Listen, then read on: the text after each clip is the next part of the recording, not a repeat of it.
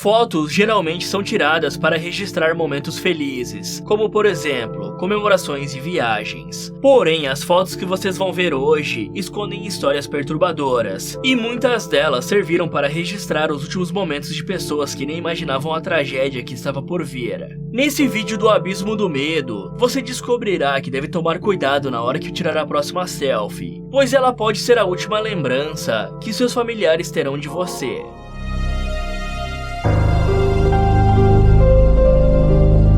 Brittany Jane Gargle era uma jovem de apenas 18 anos de idade, que ainda tinha uma vida inteira pela frente. Ela nasceu em 31 de agosto de 1996, na cidade de Saskatoon, que fica no Canadá. E de acordo com a sua família, Brittany era uma garota muito esforçada e estudiosa. Isso porque no último ano do college, que é o equivalente ao ensino médio, ela terminava de estudar no Nutana Collegiate e depois ia trabalhar em um dos seus 2 empregos. O primeiro era uma pizzaria chamada Vern's, já o segundo era no German Concordia Club, que é basicamente um lugar em que as pessoas vão para descobrir mais sobre a cultura alemã, como por exemplo, a dança tradicional que eles praticam. Mas mesmo com a escola e os 2 empregos, Brittany ainda achava tempo para sair com a sua família. Eles gostavam de passear de barco, de acampar e também praticar snowboarding, que é praticamente um surf, só que em montanhas cheias de neve. E quem via Brittany nessa época, nem imaginava que ela tinha passado por uma fase muito difícil há poucos anos atrás. Pois segundo uma de suas melhores amigas, chamada Tasha, a jovem tinha enfrentado um período conturbado em sua vida, mas agora havia finalmente se recuperado e estava conseguindo aos poucos conquistar as suas metas, como a de começar a treinar na academia. E essa amizade entre as duas começou justamente porque elas trabalhavam no mesmo lugar e iam para casa juntas, porque moravam uma perto da outra. Mas mesmo depois que arrumaram outros empregos, as duas ainda continuaram amigas e se falavam de vez em quando, sendo que Tasha era uma amiga tão boa que aconselhou Brittany naquele momento conturbado, o que ajudou a jovem a se recuperar e a entrar no curso de administração de empresas depois que se formou no ensino médio. Porém, tudo mudaria no dia 24 de março de 2015. Isso porque Brittany foi até a casa da Tasha, dizendo que precisava de dinheiro emprestado para colocar gasolina em seu carro, porque à noite ela iria até uma festa para se encontrar com alguns amigos e conhecidos. E por ser uma boa amiga, Tasha deu a grana para Brittany abastecer, e até esse momento parecia ser apenas mais um dia comum, pois as duas se despediram normalmente, sem nem imaginar o que aconteceria depois. Já que no dia seguinte, Tasha foi pega de surpresa, com a polícia batendo na porta da sua casa. E logo de cara, os agentes de polícia explicaram que vieram até a residência de Tasha, porque encontraram o número dela no celular de uma vítima que havia sido finalizada na noite anterior. Os policiais então mostraram as fotos do corpo para que Tasha fizesse o reconhecimento. E ela ficou chocada, assim que viu que era sua amiga Brittany, que estava deitada de bruços em uma estrada que ficava perto do aterro de lixo da cidade.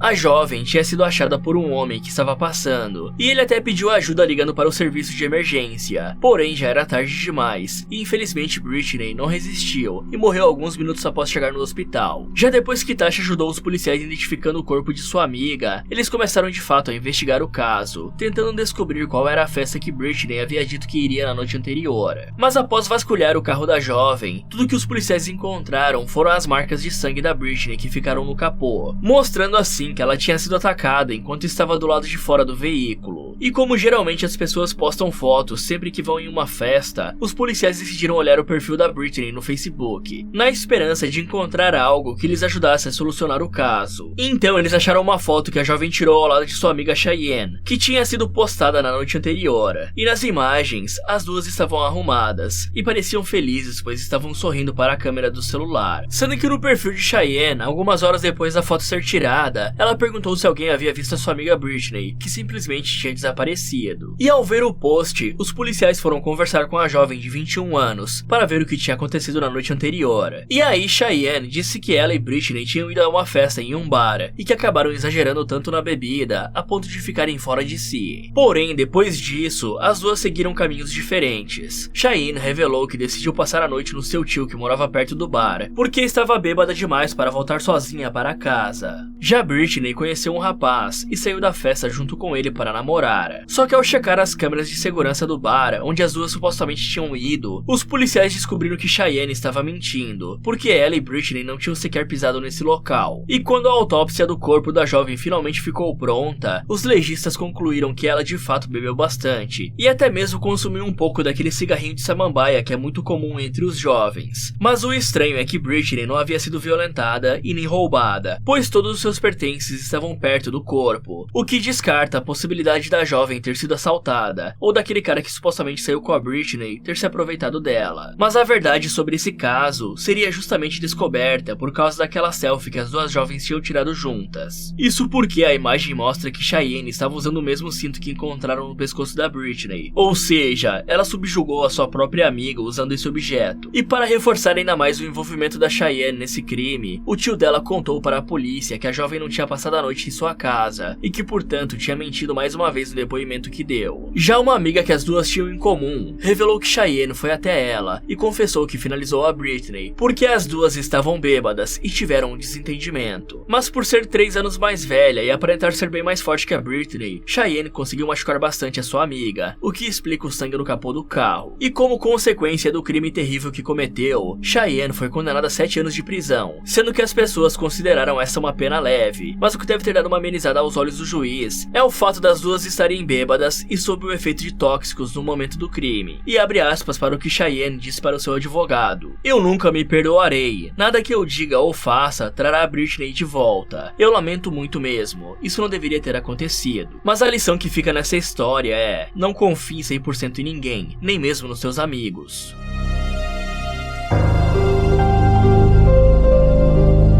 Em fevereiro de 2022, alguns caçadores estavam tentando pegar coelhos na floresta da cidade de Wadesboro, localizada na Carolina do Norte. Porém, esses homens não encontraram os coelhos que estavam procurando, e sim uma mochila caída no chão. E ao abri-la, os caçadores encontraram dinheiro e decidiram pegar ao invés de tentar achar o dono, ou devolver para as autoridades, pois a floresta ficava perto de um território que pertencia à Guarda Nacional Americana. Já alguns meses depois, em 12 de maio do mesmo ano, estava sendo feito um levantamento topográfico nessa região, para descobrir as medidas exatas que o local tinha. Mas o que os trabalhadores envolvidos nessa tarefa não esperavam é que iriam encontrar o corpo de uma mulher que havia morrido há cerca de 1 ano. E por causa do estado de decomposição avançado, inicialmente os legistas não conseguiram identificá-la. Isso porque não tinha como saber detalhes importantes, como a cor dos olhos e do cabelo, ou então estimular a altura e o peso que a mulher tinha. Mas apesar de não conseguirem descobrir essas características, os investigadores sabiam as roupas que a vítima estava usando, já que ao contrário do corpo, as peças de roupa tinham ficado parcialmente preservadas, como por exemplo, um sutiã preto e uma legging que ela vestia. Porém, o que mudaria o rumo do caso seriam algumas fotos que foram tiradas em agosto de 2021, por uma câmera de trilha que é acionada automaticamente sempre que uma pessoa ou algum animal passa na frente dela. Geralmente, essas câmeras ficam acopladas em árvores, e são usadas por guardas florestais e biólogos, que precisam saber como os animais da floresta estão se comportando. Além disso, esse tipo de câmera também é usado por caçadores e pessoas normais que simplesmente gostam de observar a natureza e os animais. Só que nesse caso, a câmera da floresta de Wadesboro não tirou fotos de um urso ou de um cervo, mas sim de uma mulher branca e loira, que aparentemente estava usando o mesmo sutiã e legging encontrados naquele corpo. E o mais estranho é que a mulher estava andando pela floresta com os pés descalços, usando um galho um pouco maior do que ela para se apoiar, talvez porque não queria correr o risco de escorregar, ou então de pisar em falso e acabar caindo em um buraco. Sendo que na primeira foto, tirada a 1h33 da madrugada, é possível ver apenas a perna dela passando perto de um alimentador de cervos, colocado pelas pessoas que cuidam da floresta. E na próxima foto, tirada menos de 1 minuto depois da primeira, não é mais possível ver a mulher, o que dá a entender que ela basicamente passou correndo, talvez porque ela estivesse apenas com pressa, ou porque deveria estar fugindo de alguém. Já as últimas 3 fotos foram tiradas algumas horas depois, mais especificamente às 4h30 da madrugada, mostrando assim que ela ficou por um bom tempo vagando por aquela floresta. Mas fica a pergunta, o que será que ela estava fazendo? E um detalhe importante é que na primeira foto podemos ver que não tem nenhum galho nas mãos dela, o que pode dar a entender que a mulher machucou os pés ou as pernas algumas horas depois disso, e teve que pegar o galho para se apoiar e continuar andando, como se fosse uma bengala. Só que mesmo com as fotos, a polícia ainda não sabia dizer se o corpo achado na floresta pertencia a essa mulher loira, e qual de fato seria o verdadeiro nome dela. Mas se por um lado a polícia falhou, a internet supostamente conseguiu solucionar o caso. Isso porque existe uma página americana no Facebook chamada Attempt to Locate, que posta fotos das pessoas desaparecidas na esperança de que algum parente ou amigo possa identificá-las. E quando os usuários viram aquelas fotos em preto e branco, disseram que poderia ser Amber Ray Johnston, que é uma mulher com características parecidas, que em 19 de agosto de 2021 desapareceu após fazer uma live no Facebook. Ela estava dentro de um ônibus a caminho de uma praia, localizada na Carolina do Norte, que é justamente o mesmo estado americano em que encontraram o corpo na floresta. Sendo que Amber estava usando substâncias há algum tempo, e por isso às vezes ela agia de forma paranoica, o que pode explicar o fato dela estar andando pela floresta durante a madrugada. Isso é, se aquela realmente for a Amber Johnston, e não outra mulher. Já outra suspeita que as pessoas têm é de que aquela mulher nas fotos também possa ser a Michelle Reid, que ao contrário da Amber, é uma moradora da Carolina do Norte, e não apenas viajou de ônibus até o local. E ela também se parece bastante com a mulher das fotos em preto e branco, e desapareceu em 27 de fevereiro de 2021. E para ajudar a encontrar pessoas desaparecidas e identificar corpos, o governo americano criou em 2007 um site chamado NanUs, que é basicamente um enorme banco de dados, que tenta resolver esses casos sem solução, compartilhando informações com o público. E nesse site tem justamente um perfil criado especialmente para Michelle, com algumas informações sobre ela. Só que apesar de tantas suspeitas e teorias criadas, infelizmente esse caso da mulher desconhecida andando pela floresta continua até hoje sem solução.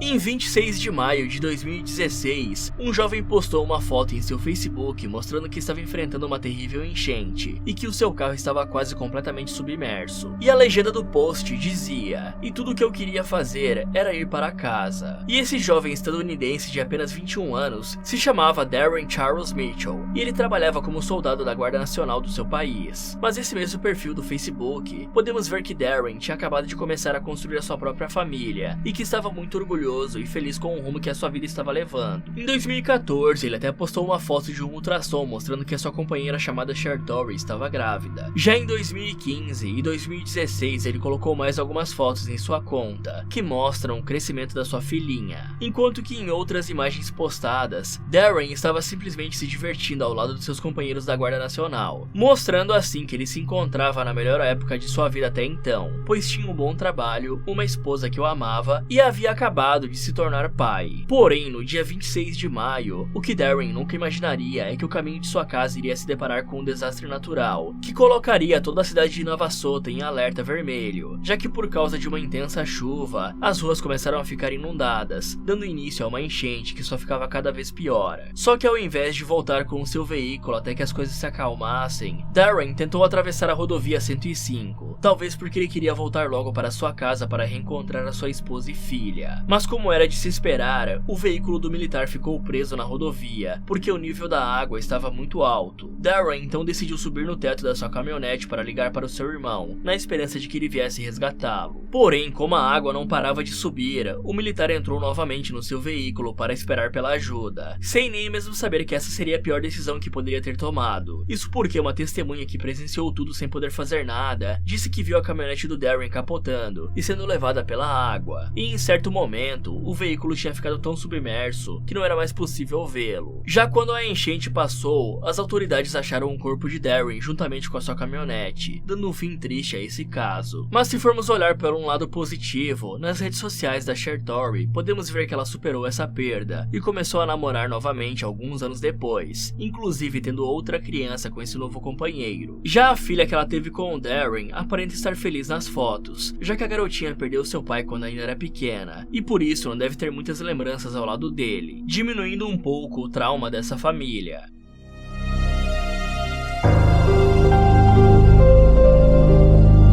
À primeira vista, essa foto não aparenta ter nada de incomum. Isso porque ela mostra apenas um filho e sua mãe se preparando para passear de barco. Mas o que eu te garanto é que a história por trás dessa fotografia é mais bizarra do que você possa imaginar. Na cidade de Melbourne, na Austrália, Felicity Loveday, de 83 anos, e seu filho Adrian, de 56, disseram para os familiares que passariam alguns dias fora porque iriam viajar. E aquela foto mostra justamente os dois na rampa para barcos de Oliver's Hill, se preparando para sair, sendo que quem tirou a fotografia foi Christina Loveday, a filha de Felicity e irmã do Adrian. Só que inicialmente, Christina estava bastante preocupada, e logo vocês descobrirão o porquê. Porém, o seu irmão tentou tranquilizá-la, dizendo que entraria em contato com ela todos os dias para contar como estava sendo a viagem. Em 13 de dezembro de 2019, Christina recebeu uma mensagem de texto do seu irmão, dizendo que ele e a sua mãe estavam bem, se divertindo bastante no mar e curtindo a viagem de barco. No entanto, as coisas começariam a ficar estranhas no dia 15. Isso porque um pescador encontrou um barco submerso a 20 km do centro de Melbourne, e dentro da embarcação não tinha nenhum corpo, e sim apenas um colete salva-vidas. E esse barco pertencia justamente a Felicity e Adrian, que agora estavam desaparecidos. Mas o motivo de Christina estar tão preocupada é porque a sua mãe sofria com demência, e por isso ela não conseguia cuidar de si mesma, e portanto se acabasse caindo no mar, certamente ela morreria. E para deixar tudo ainda mais estranho, alguns dias antes da viagem, Adrian havia comprado outro barco. Então quer dizer que ele simplesmente jogou a sua mãe no mar e abandonou o barco antigo antes de pular para dentro do novo e fugir do local. Bom, não é bem assim, já que segundo relatos, Adrian tinha muito carinho pela sua mãe e cuidava bem dela, além de que essa não era a primeira viagem que eles faziam juntos, pois os dois costumavam a sair com certa frequência. Além disso, Felicity não era uma velhinha inocente, isso porque descobriram que ela tinha um alto cargo dentro da maçonaria e que costumava participar de cerimônias e rituais nos anos 2000. Outra coisa que descobriram é que essa viagem seria para afastar os espíritos malignos, pois tanto a mãe quanto o filho acreditavam que a água salgada funcionaria como uma espécie de amuleto contra essas entidades. Só que o mais estranho nesse caso é que a polícia trabalha com a possibilidade de Felicity estar na verdade sem vida naquela foto. Ou seja, supostamente colocaram ela no barco em uma posição sentada, para parecer que a mulher ainda estava viva. Mas é claro que é só uma possibilidade, e não o que de fato aconteceu. E até hoje, ambos permanecem desaparecidos.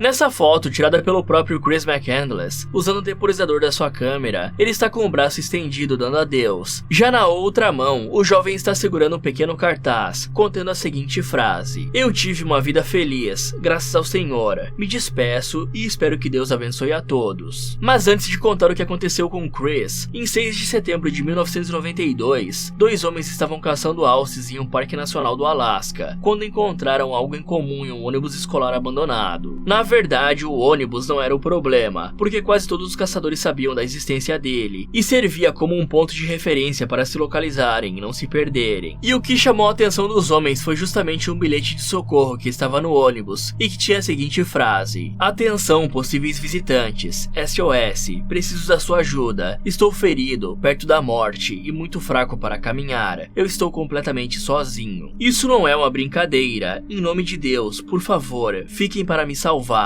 Estou colhendo frutas silvestres perto daqui e voltarei essa noite. Obrigado." Assinado Chris McCandless. E o principal motivo de Chris ter acabado em uma situação tão desesperadora é que ele passou os últimos 2 anos de sua vida só viajando. Porém, ao contrário de um aventureiro experiente e bem preparado, Chris costumava pegar carona com desconhecidos e levava apenas alguns itens consigo, ao invés de se preparar direto para a viagem, trazendo uma barraca, comida, lanterna, corda e esse tipo de coisa. E em certa ocasião, usando o nome falso de Alex, Chris pegou carona com um eletricista chamado Jim e pediu para ele levá-lo até o Denali National Park, que fica nas montanhas. Só que Jim ficou bastante preocupado ao ver que o jovem tinha apenas um rifle e um saco de arroz, sem ter uma bússola ou um mapa para se guiar. Além de que Chris estava com pouca roupa e fazia muito frio nas montanhas. E Jim até tentou fazê-lo mudar de ideia, sugerindo que ele adiasse a viagem para se preparar mais. No entanto, Chris não lhe deu ouvidos, e por isso Jim apenas o largou no local, lhe dando um par de botas que estavam em seu carro para ajudá-lo a sobreviver. Mas depois de andar alguns quilômetros, Chris encontrou aquele ônibus escolar abandonado e decidiu fazer do veículo a sua nova morada. E já na primeira semana ele passou bastante dificuldade, isso porque Chris era inexperiente e não sabia caçar. Além do mais, a neve estava atrapalhando bastante. Só que com o passar das semanas, ele começou a aprender com seus erros, se alimentando de plantas comestíveis que encontrava na floresta e também de animais que conseguia caçar. E para não morrer de tédio sozinho, Chris costumava escrever anotações em seu diário, explicando como estava sendo essa aventura.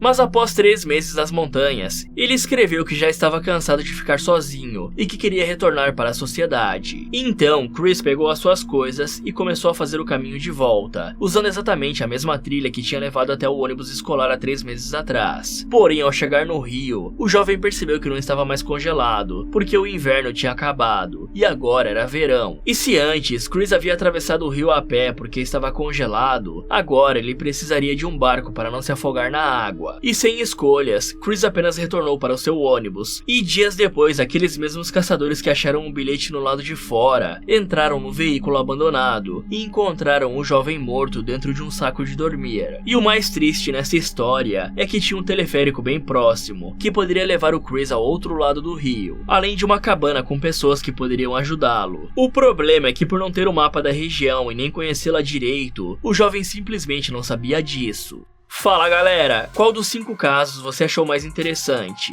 E você conhece algum caso parecido? Me contem nos comentários. Muito obrigado por assistir e até o próximo.